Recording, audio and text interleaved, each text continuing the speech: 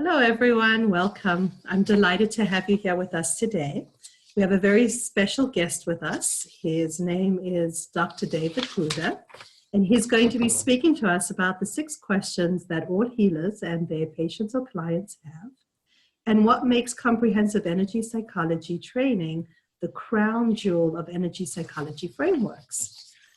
A little bit about Dr. Gruder is he is the co-founder and first president of the International Association for Comprehensive Energy Psychology.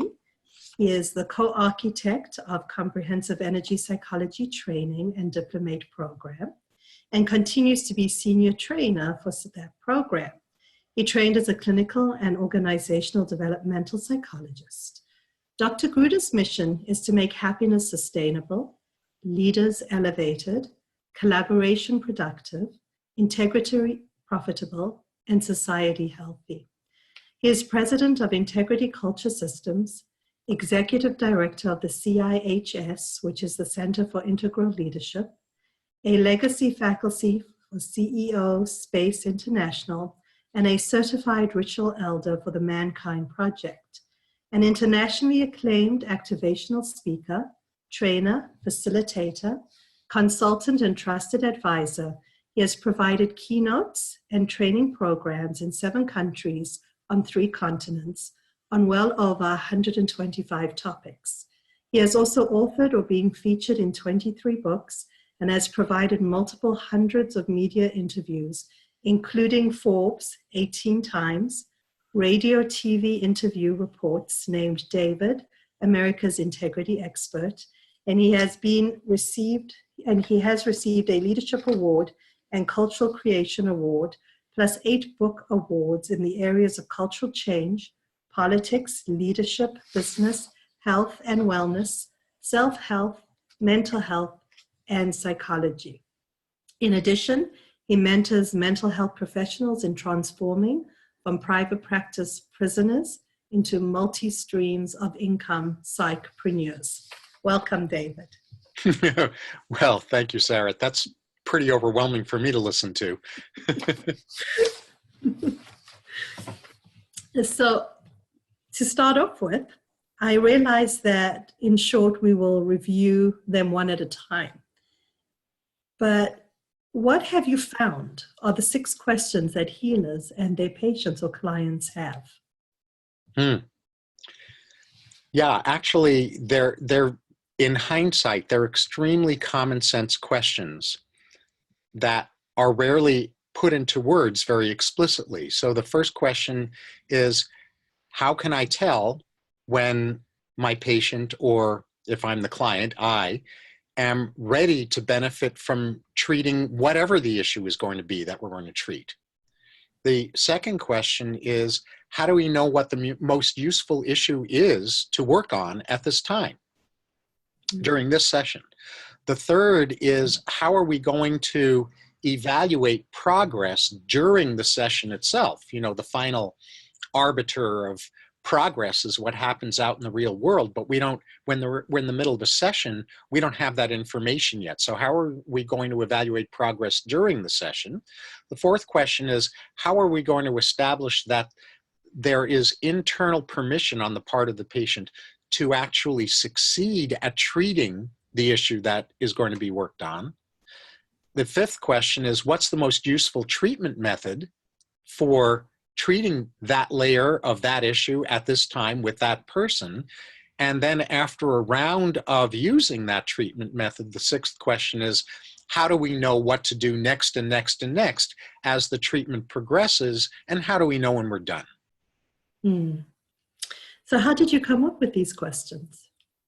Well, it's kind of interesting because when I was serving as the first president of the Association for Comprehensive Energy Psychology, one of the things that I did my best to do was to get training in as many of the members of the energy psychology family of methods that I hadn't already been trained in, because my allegiance was to the family, was to the field, not to any one specific method.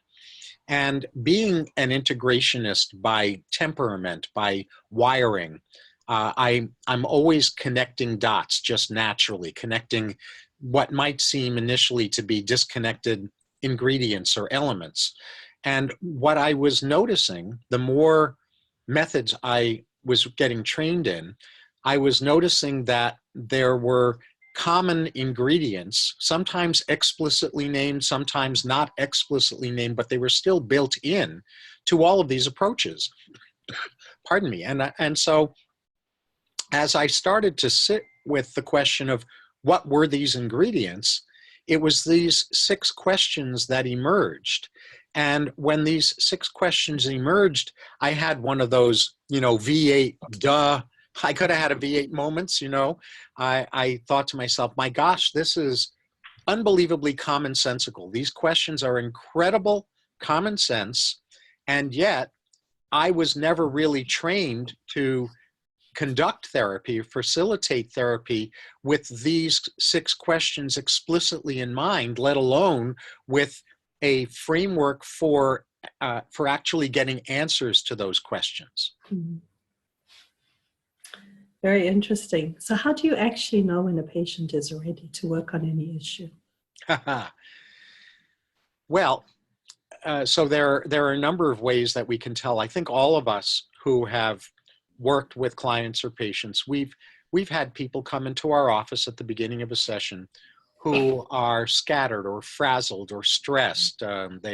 They've had a hard time getting to the office our office that day, or whatever it might happen to be. Or they may have something that's less situational and more chronic, where they're chronically having difficulty concentrating or being fully present. And when we have people that are not fully present to themselves, when they're not fully in their bodies, when they're not fully attentive, it's very hard to even identify the most useful issue to treat in a given session, let alone to treat it in an efficient way. So that, what I'm looking for just in terms of observation is how present and centered and calm is the person. Now, when we have additional ways to evaluate that beyond observation and self-report, if we have what's generically referred to as subtle ideomotor cueing mechanisms that we can use to get essentially a second opinion from parts of a person that go beyond their conscious self-report, things like muscle testing, for example, energy checking, then we can actually get information about a person's readiness to benefit from treating a particular issue through 2 sources, really 3 sources: our observation of them, their self-report, and then the report from their unconscious mind, or their higher self, or however you want to look at the source of those subtle ideomotor cueing responses. So when a client isn't ready to work on any particular issue, even be aware of what issue they have to work on, how would you help them become ready? Well, this was really a fascinating question for me, because prior to being exposed to energy psychology methods, and the first training I received in energy psychology methods was in December of 1995. So it goes back a little way. Mm-hmm. And prior to that, all I had at my disposal was kind of talking to people about, are they really ready to work, or talking to them about their prior experiences in therapy and maybe bad experiences they might have had that kind of predispose them to being closed off, things like that. But it wasn't until I was exposed to energy psychology methods that I was exposed to an entire tool belt of energy rebalancing exercises that can help a person's energy field become unscrambled, become coherent, and can help a person step into a state of really presencing themselves above and beyond what, even in my experience, meditation can produce. Mm-hmm. So taking this a little bit deeper, why do you establish this readiness before determining what to work on? Well, first of all, when a client is working on an issue and no matter how hard they try, they never have anything to show for it. It's incredibly disheartening for them. It gives them less and less faith in psychotherapy or in whatever treatment method it is that they're using.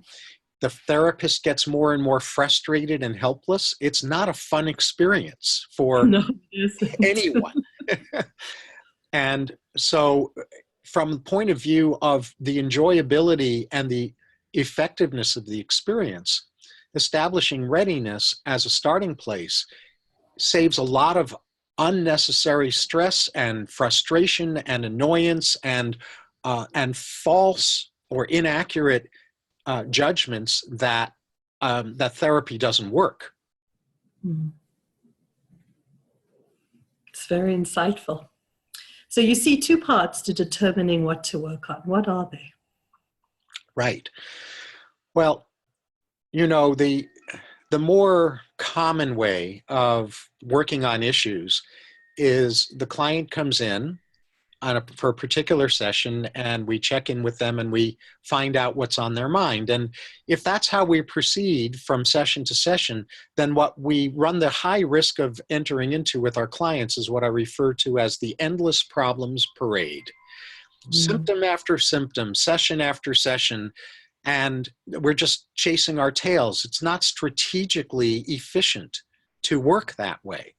So what I have found is far more efficient, and what I'm about to describe is built into some of the energy psychology methods in an explicit way, but not all of them, and it's certainly built into comprehensive energy psychology, is instead of the endless problems parade, starting with identifying what the goal is, what the intention is that a person is trying to achieve, that's in their highest healing interest to work on or work toward today.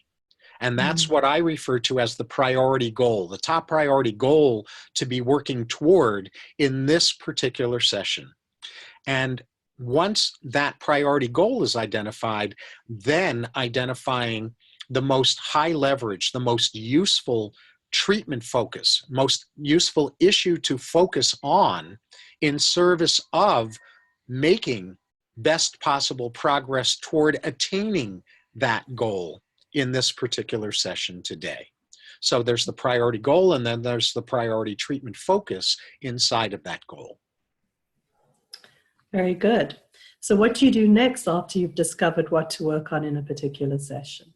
Right. So once we've got that clarity, then what we want to do is we want to get a baseline reading. We want to see where the client is regarding the specific treatment focus that we're going to be working on today.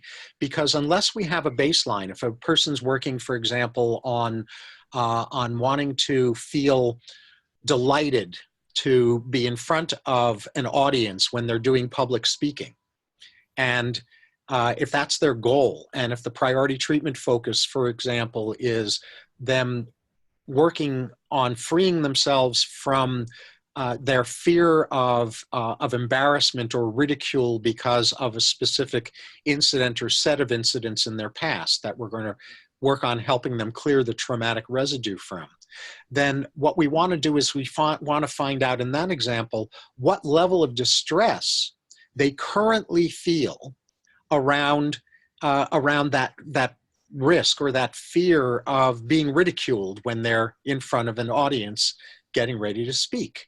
And the reason that that's important is unless we have a baseline, unless we have a starting place measurement for how they're feeling about that issue, we have no way of evaluating whether we're making progress as the treatment unfolds. So we need a starting place. Mm-hmm.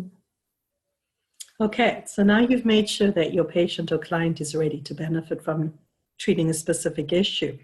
You've identified the issue to treat, and you've got a baseline measurement of the relationship with that issue. So now you're ready to treat the issue, correct? Not quite. Interestingly enough, I mean, we could. It's just not efficient. What's more efficient in my experience is when we secure permission to succeed with treating that issue. Because a lot of times, and this is such a human thing, a lot of times there are things we want to change. Yeah. But we really don't have the internal permission or the internal motivation to actually allow that change to happen quite yet. And then there are other situations where it's like, ready, aim, fire. I got internal permission. I'm ready to roll. Let's get this baby dealt with. And so that's the issue of permission. So that the next step that we do for the sake of efficiency and also enjoyability of the process is to secure permission to succeed with treating the issue that we've identified as in that person's highest healing interest to address today on behalf of moving toward achieving their priority goal. So in other words, it's wisest to secure that permission before you start. It's just more efficient and it makes the process more fun. Yes. So now that you've got the green light to go ahead and treat the issue, there's still the question of what the most useful treatment method would be, isn't there? Absolutely. In my experience, there is no one method, no one treatment method that is optimally matched for all people with all issues, all layers of those issues in all here and now moments. I've never seen anything like that. So I'm a real fan of the more tools on my tool belt, the better. And when we have multiple tools on our tool belt, whether energy psychology tools, non-energy psychology tools, a combination of both, the more tools we have on our tool belt, the more responsibility we have for having ways to right match the tool to the need. Mm-hmm. So you're definitely not a firm believer in the cookie cutter method. I'm not. I know people who do pretty good work with a cookie cutter method, but what I think they run into, what I noticed that they run into is what I refer to as the 80 by 80 by 80 rule, which is that a cookie cutter method, if it's a really solid, good one, it will work with approximately 80% of clients or patients, about 80% of the time, on about 80% of their issues. And that's not a hard and fast number. It's just kind of a loose frame of reference for the purpose of making a point. Right. So this brings us to the last of the 6 questions. What do you do after you've actually done a round of treatment? Right. So we've selected our highest leverage, our most useful treatment method. We've done a round of treatment using that treatment method. And then what we want to do is we want to evaluate progress. We took our baseline reading earlier on, and now we want to see, for example, if we're working with distress levels, if they started at, let's just say for the sake of example, if they started at an 8 level of distress from 0 to 10, where 10 is the worst possible distress, we want to see at the end of that round whether they're still an 8 or whether they're lower than an 8, and if so, how far lower than an 8 are they? Or if, heaven forbid, and it sometimes happens, where they're even more distressed now than they were when they started. But regardless, I mean, there's a remedy no matter what, or a next step no matter what outcome we get. But we need to evaluate distress, or progress rather, in order to determine what to do next in the treatment. Okay. So there are actually 6 possible outcomes after completing a round of treatment. So the next step after each one is completely different. That's right. Because if after a given round of treatment, the person's done, they have, if we're using as an illustration distress levels, and they've gotten down to a 0 distress level, then that means that we're ready to help their internal system develop 100% resonance with their desired state in place of the distress state. Whereas if they've made progress, but they're not clear of the blockage, they're still in distress in that example, then but they're making progress, then we want to do another round of the same thing we just did, because if it ain't broke, don't fix it. I mean, if it's working, keep using it until and unless it stops working. If there's no change, then we want to look at some specific things to see if we can identify why there's no change with this particular person with this issue at this time.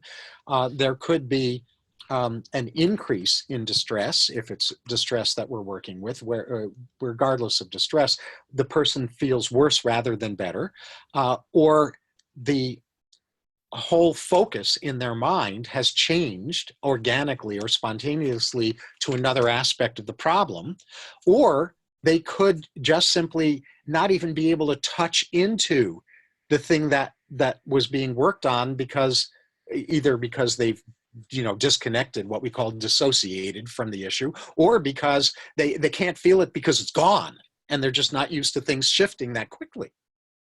So each of those 6 outcomes requires a different next step in order to keep moving forward in a good way throughout the treatment process. So now that we've covered all 6 questions, and they do seem like common sense, why don't all therapy methods explicitly and methodically actually address all of these 6 questions? Well, I think the reason that they don't is because most of us therapists are really not terribly well trained in being strategic, in doing strategically oriented psychotherapy. Like I was saying earlier, a lot of therapists and other helping professionals inadvertently get seduced into working with the endless problems parade.